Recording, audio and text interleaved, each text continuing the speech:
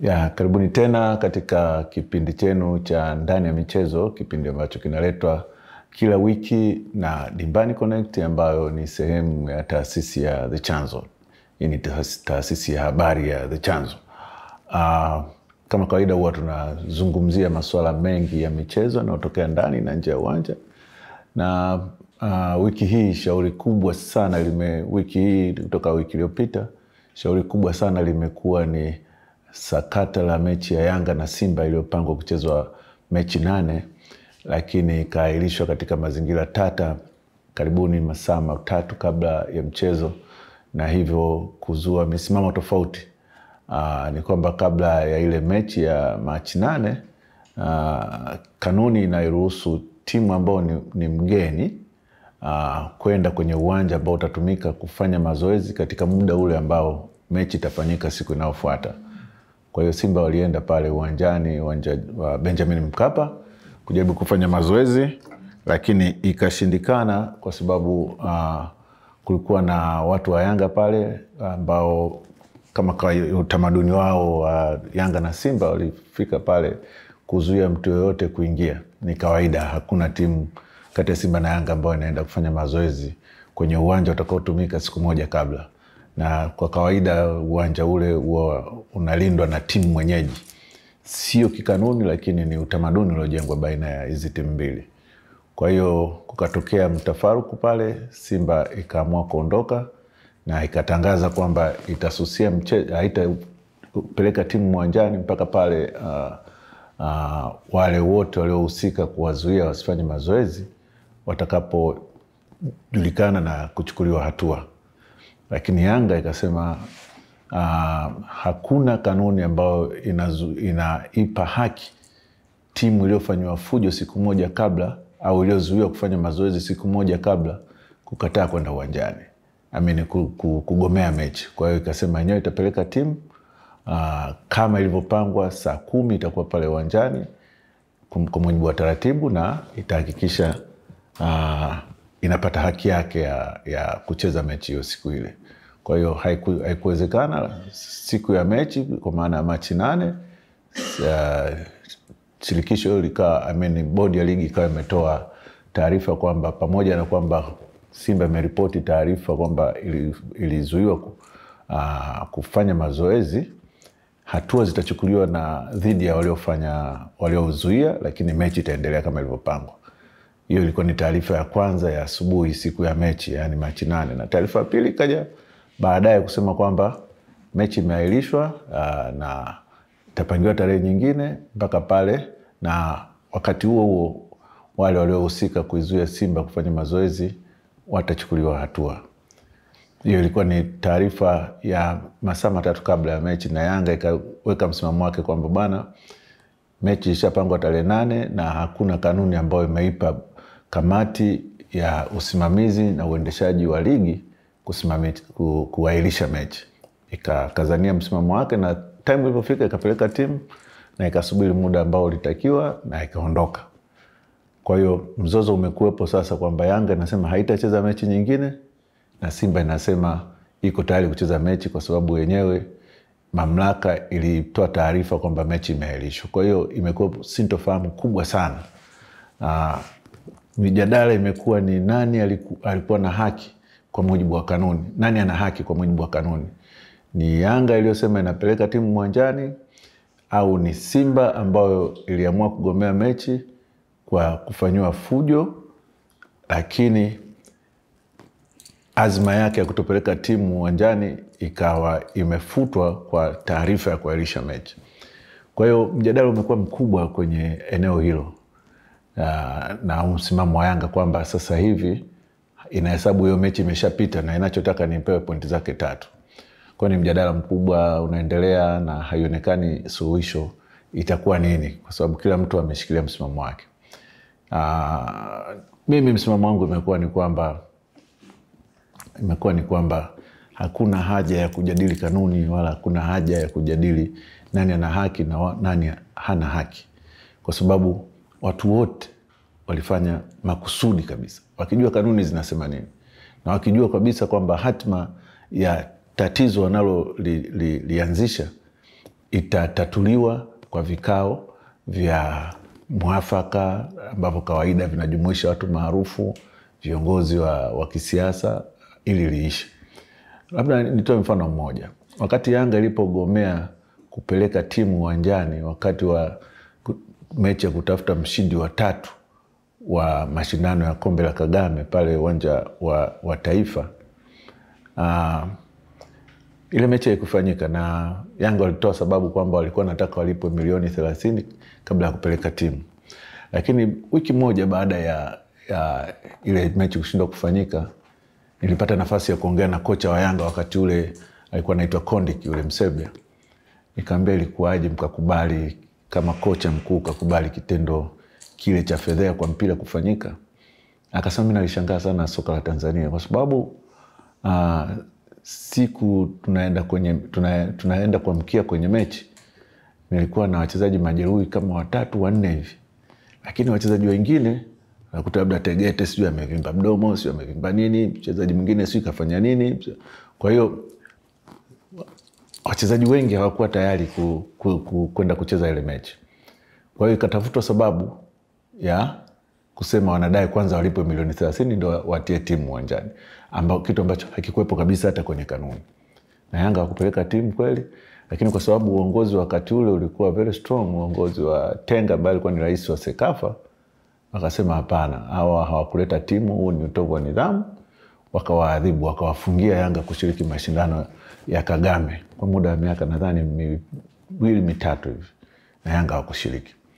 Sasa unaona jinsi ambavyo uongozi ambao uko thabiti unafanya maamuzi na unashikilia msimamo wake kwamba mechi ipo na asiyekuja ataadhibiwa.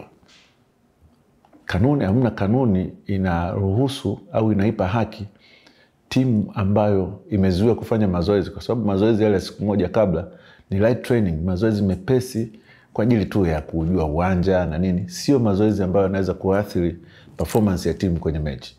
Na sio timu zote lazima zifanye mazoezi huko, na sio timu zote lazima ziende kwenye uwanja ambao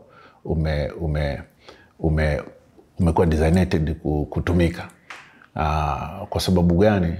Hii ni kanuni ambayo tulichukua kwenye mashindano ya kimataifa.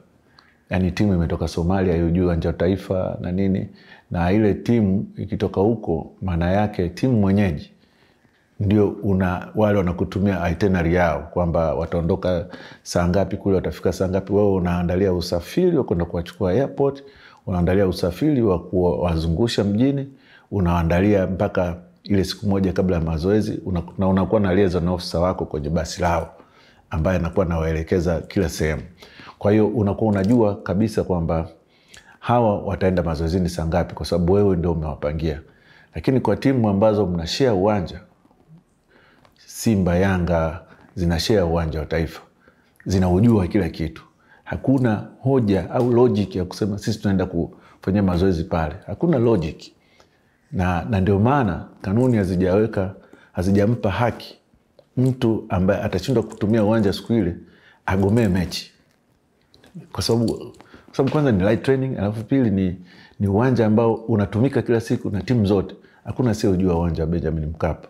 The same applied to local leagues.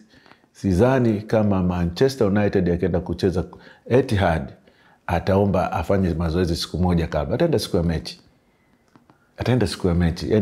Yani timu iko Dar es Salaam, ni upuuzi kusema kwamba tunataka tupate nafasi ya kucheza mazoezi siku moja kabla. Kwa hiyo inaonekana kama alivyotoa mfano wa Yanga na Kagame Cup, inawezekana kabisa ndio kulikuwa kuna mpango huo kwamba Simba ilichokoza, ilijua kabisa kwa jinsi walivyo na hizo klabu mbili zilivyo na imani hizo za kimazingara, tukipeleka timu pale haitaruhusiwa na tutakuwa tumepata sababu ya kutaka hiyo mechi sichezwe kwa tarehe. Inawezekana labda walikuwa na majeruhi wengi, inawezekana labda walikuwa wanataka ile mechi isipochezwa zitachezwa mechi nyingine za ligi ambazo zitawapa fursa ya kuangalia hatima yao kwenye ligi, kwamba baada ya Yanga kucheza mechi ngapi hizi labda amepoteza pointi 2, pointi 3, then it is easy, inakuwa rahisi kwetu kupanga tufanye nini sasa, kwa sababu umeshaona mwenzako sasa hivi Simba ana mechi moja mkononi. Kwa hiyo anaweza akajua kabisa ikiahirishwa hii tutakuwa niko kwenye nafasi nzuri ya kupanga mechi zangu. Ndio maana nikasema tusiache hii ikamalizwa kisiasa.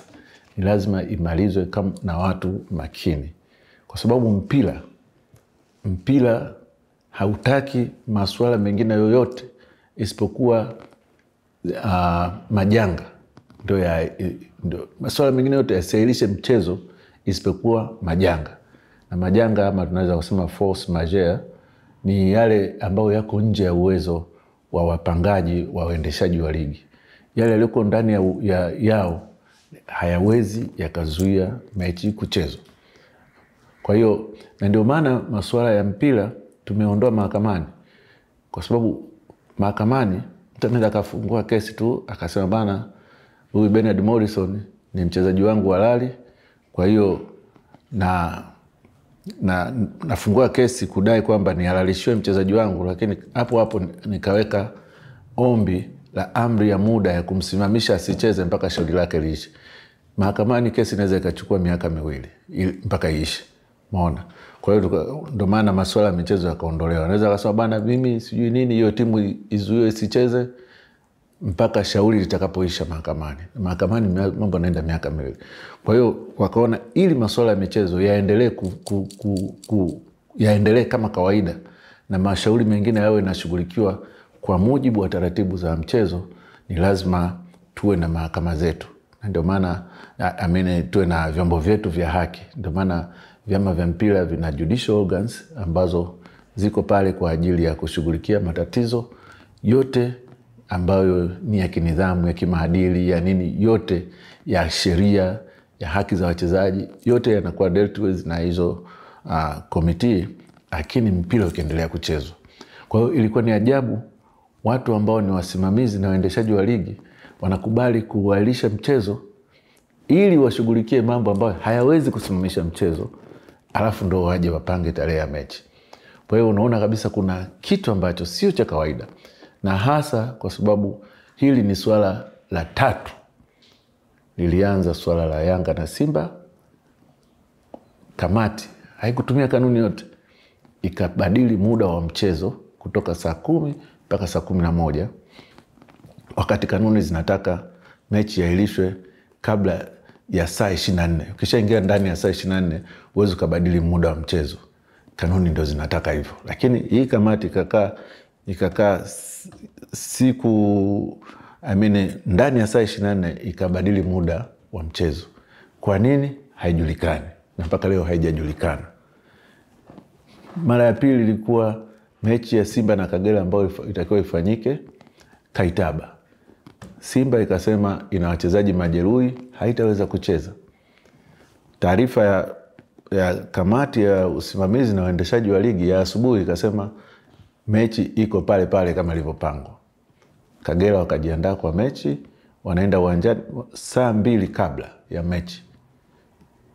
Kamati ya usimamizi na waendeshaji wa ligi inatangaza kwamba hiyo mechi imeahirishwa. Kwa hiyo ni tukio la 3. Linafanywa kinyume cha kanuni. Sasa tunaweza tukasimama kwenye kanuni kusema hawa walikuwa sahihi, hawa hawakuwa sahihi. Sidhani, itakuwa tunapoteza muda mno. Kwa cha msingi ambacho kinatakiwa kifanyike sasa hivi ni kwamba kwa nini sasa hawa watu wa kamati wasihojiwe? Kwa sababu hili tukio limetokea mara ya 3. Limetokea mara ya 3. Mara 2 kati ya timu za Simba na Yanga, na mara 3 kwa timu moja. Na kumekuwa na maneno mengi, uamuzi mbovu na unapendelea timu moja na nini. Ni wakati sasa wa kusema no, kwamba haya mambo yasiendelee. Watu wasiendelee kuhusisha timu moja na njama na uamuzi mbovu na maamuzi mabovu.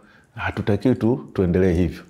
Hawa watu kama wakina Haji Manara, wakina Shafi Dauda, wakina Joseph Kanaka Mfumo, wameadhibiwa tena adhabu kubwa sana na wakazitumikia mpaka mwisho. Kwa nini hawa wasipelekwe maadili? Tuende kujua sababu za kuahirisha mechi za timu moja mara 3 ni zipi? Sababu za kukiuka kanuni ni zipi? Ni kwa nini? Mbona kuna maneno mengi yanayohusisha nyinyi na ufadhili wa klabu moja na mnafanya vile, na maamuzi yanakuwa, mijadala ya redio kuhusu mechi yanakuwa yanahusu uamuzi mbovu katika mechi za timu hiyo. Ni wakati sasa wa kusema no, ni lazima tuweke mstari, tuseme tunataka sasa tupate majibu ya hiki. Najua ni kitu kigumu kukifanya kwa utamaduni wa siasa za mpira Tanzania, lakini kinawezekana. Kama wakati ule uongozi wa FAT ukiwa chini ya Edgar Tenga uliweza kumfungia za moyoni Mogera akiwa ni mchezaji star kwa nchi, nyota anayeaminika kwenye klabu na timu ya taifa, ukamfungia. Na pamoja na kwamba wanasiasa kwenda pale ofisi za FAT kujaribu kuyumbisha uongozi kwamba huenda ulikosea, kwamba tueleze hivi Mogera alipigaje teke, unaweza kama alipiga hivi haikuwa makusudi, lakini wakasema no, uamuzi ni ule ule. Kwa hiyo kama uongozi wa juu utakuwa hauonyeshi ulegevu, hauonyeshi kuyumbayumba, ni kwamba inawezekana kabisa hili swala likafanywa uamuzi mgumu, lakini ambao utakuwa na manufaa kwa mpira wa Tanzania. Ni uamuzi mgumu, na watu hata kama ni mwenyekiti wa bodi ya ligi, hata kama ni mtendaji mkuu, kama walihusika lazima waadhibiwe, wachukuliwe hatua. Na katika kulifuatilia hilo kuna vitu vingi vya kufuatilia. Katika maamuzi haya matatu, ni watu gani walikuwa wanahudhuria hivyo vikao? Huenda ukakuta labda column ya kamati labda ni ya kikao labda ni watu 10. Idadi ya wanakamati inaweza kuwa ni watu 10. Lakini unaweza kukuta kwa sababu watu 10 column inakwenda watu 5, unaweza kukuta kuna watu 5 ndio hao wanakuwa wanahudhuria hivyo vikao vyote vilivyofanya hayo maamuzi matatu. Kwa hiyo kuna haja ya kwenda zaidi ya kuangalia kanuni, kwenda ndani huko kwenye hivyo vikao vya kamati na kuwahoji wale wajumbe wa kamati, ili kuwaje mkafikia uamuzi huu, mlipataje mwaliko wa kuja kukutana siku ya mechi, ili kuwaje mkatoa taarifa ya kwanza hii, kuwaje mkatoa taarifa ya pili hii, nani aliwaita kwenye kikao. Vitu vingi vinaweza vikachunguzwa ili ipatikane nani hasa alihusika, alafu waadhibiwe. Kwa sababu umeshakuwa ni utoto, tunaahirisha mechi hovyo, tunaleta taharuki, lakini kitu kikubwa hatujali wadau ambao wapo kwenye mchezo. Wenzetu sasa hivi wanatunga sheria za kuwalinda mashabiki. Mashabiki ndio everything kwenye sports. Mashabiki ndio kitu kikubwa. Mpira wa Tanzania unapata sponsorship, unapata TV rights zinauzwa kwa bei mbaya. Ni kwa sababu mashabiki ni wengi. Na hata Tenga wakati anaingia kwenye mpira alisema mtaji mkubwa wa mpira wa Tanzania ni unazi. Huu ni mtaji mkubwa sana. Hawana Kenya. Kenya uliondoka kutoka kwa Abaruya na Gor Mahia. Uganda uliondoka kutoka kwa Express na Sports Club Villa. Sisi umebaki wa Simba na Yanga. Ni mtaji mkubwa sana. Na bado unaenda kutia sumu kwenye wale mashabiki wengi wa mpira ambao wameleta TV rights, wameleta sponsorship, wameleta everything. Unaelisha mechi bila hata kuonyesha unawajali, uko concerned na hiyo nani, hata kuzungumzia pesa walizotoa, nauli walizotumia na kuomba radhi. Sijaona mpaka leo tamko la bodi ya ligi kuomba radhi. Kwa hiyo mimi nasema ni vizuri kwamba ufanyike uchunguzi wa kina ili haya madudu yasije yakatokea tena. Maana yakitokea tena itaonekana sasa sisi ni wapuzi, tunafanya mambo yale yale. Lakini wengine wanasema labda sasa tutamalizaje ligi? Maana hayo yanaweza kachukua muda mrefu, kwamba mpaka wapatikane waliohusika, na inaweza kachukua muda mrefu. Basi kama itachukua muda mrefu, ni uamuzi tu wa bodi ya ligi kwamba ambayo na yenyewe sasa hivi haiwezi tena kushughulikia hili, haina sifa kwa sababu imeshaingia yenyewe kuvuruga. Yenyewe ndio chanzo cha vurugu. Kwa hiyo sijui, lakini mamlaka za juu ni Shirikisho la Soka Tanzania au kamati ya utendaji kusema Yanga na Simba mechi yao ya marudiano msimu huu imefutwa, itahesabika hawa wamecheza mechi 29 tofauti na wengine wamecheza mechi 30. Kwa sababu chochote kitakachotokea, Yanga watabisha, Simba watabisha, mechi itakuwa iko kwenye hali ngumu. Ili kumaliza msimu salama, futa mechi, hamna timu iliyopata pointi yoyote, mtaendelea na pointi mlizocheza kwenye mechi 29. Ndivyo ambavyo tunaweza tukaanza kulitatua tatizo hili, wakati tukiwa tumefocus mbele kwamba mpango wetu mkuu ni kuhakikisha ujinga huu haujirudii, ujanja huu haujirudii, sinema hizi hazijirudii, na watu wana concentrate kwenye mpira badala ya kwenye maamuzi ya marefa, maamuzi ya kamati na vitu vingine vingi. Endelea kuwa nasi katika kipindi hichi cha Ndani ya Michezo ambacho kinaletwa kwa kila wiki na Dimbani Connect, na kwa msaada mkubwa wa taasisi ya habari ya The Chanzo.